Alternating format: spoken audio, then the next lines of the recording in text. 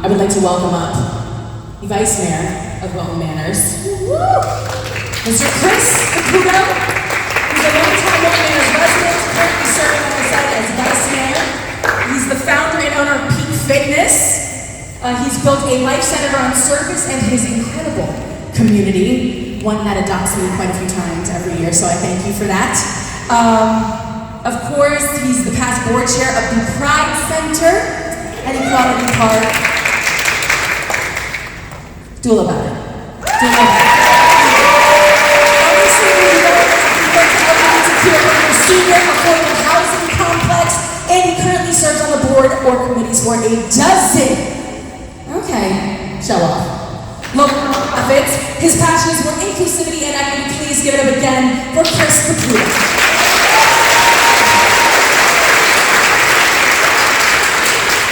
Thank you so much. I have to be honest, to be clear that the people, the leaders, the superheroes that spoke before me, they had this really uplifting, positive message. Those that will come after me will probably have an equally amazing message. Mine's a little more depressing, just to be really honest, right? So it's not gonna have the same rah-rah, which we need, because I certainly need that in these difficult times. So I'm here not so much in my vice mayor hat, but wearing my hat as a business owner. Okay, I own a gym that helps people get sweaty and strong and confident in 20 minutes, but they do it wearing a special suit. This suit is kind of like if you mixed electricity and spandex together, and then you wore it, that's what the suit is. That suit is considered a medical device by the FDA, so it requires a special clearance. The only people that will sell to gyms like mine that have that clearance, they're in China. So, now, I always expected when opening a gym, there'd be all kinds of drama to deal with, like sweaty towels that smelled up the place, and people stealing the good resistance bands, which they still do too often. But I never expected that import taxes were the thing that was going to bankrupt my business. Every one of my customers, they have one of these suits.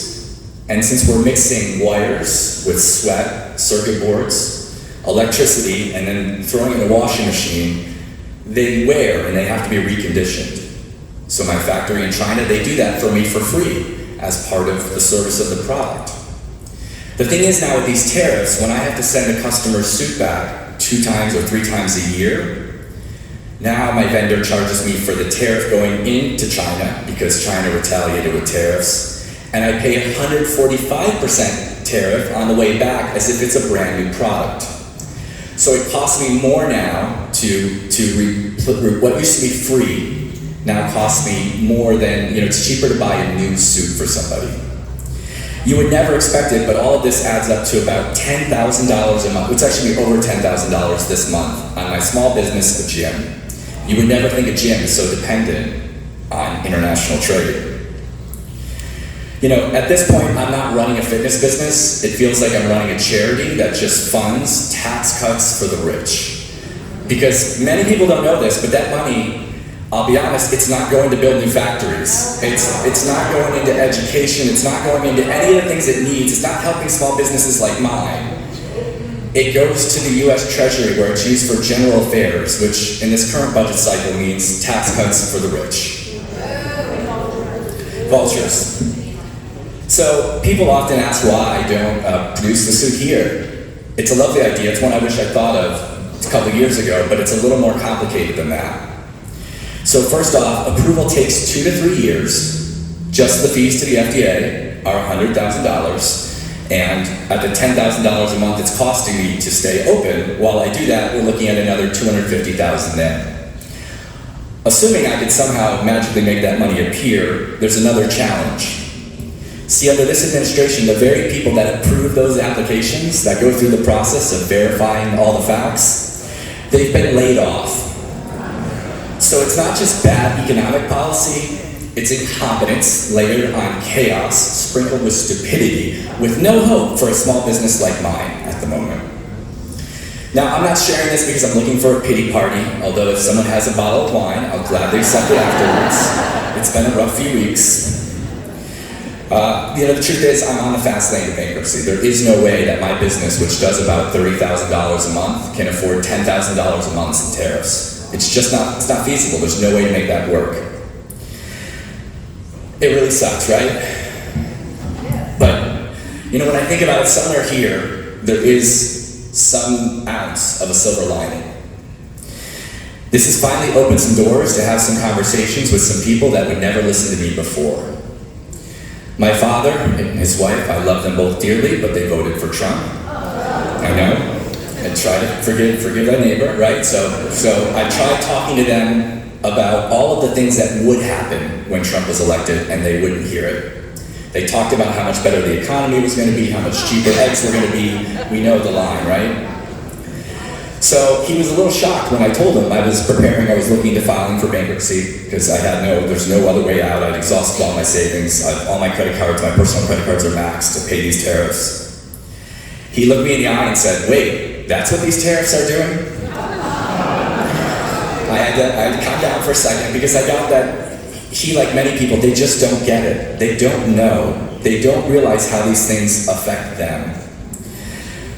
This time he listened. He and his wife, they both cried when they saw what it was doing to me as I sat there and cried. And it's changed how he sees things now.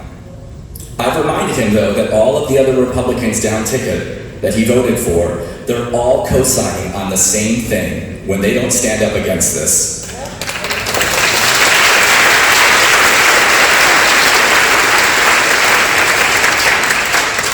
You know, it sucks. You can't bring back the money that's flying out the door faster than I know what to do. But I can find some hope in that he's promised me he's going to vote the right way next time, right? And I was happy to get phone calls from others in our family who also voted Republican to hear that they too were changing their mind now that they saw what this is doing. So there's a little bit of hope. So maybe there's a little bit of hope in all of this, right? Now, wearing my vice mayor hat for just a moment, you know, I do surveys of the community about every quarter or so. And we live in a great city. The city of Wilton Manors is wonderful. We're very blessed to live there. For the first time ever, safety has come up as the #1 issue for people in our community. To be honest, as a public servant, it really caught me off guard because I can deal with problems with trash cans not getting picked up. I can deal with problems with permitting. I have no solution for people feeling unsafe because hate is being weaponized and it's top down, used against us, driving hate. You know, we're seeing it throughout the community, and people are scared, and I can't fix that. We can fix that, but I can't fix that by myself, right? So, you know, it's really frustrating to not have the answer to be able to give to people. But this room, I think this room is the answer. Being here is the answer. Sharing the stories that we're going to hear, that will tell other people so their minds change. That's the answer. You know, it's the only thing that's ever changed is when people make the difference. So, you know, I'm worried, I'm angry, I'm definitely beyond broke. Chris pointed out, this isn't about left or right, it's not about ideological principles in his particular case, it's about pure and simple economic application, right? That apparently a large portion of Americans don't understand. And they won't if we don't engage them in the conversation. And even if you don't really get it, just tell Chris's story. You now have a real life example to share on your social media of somebody in your community that is being negatively impacted by what is going on. Preach it loud, preach it from the mountaintops, share, because who knows, maybe more people will turn out to be like the members of Chris's family, right? And get it together.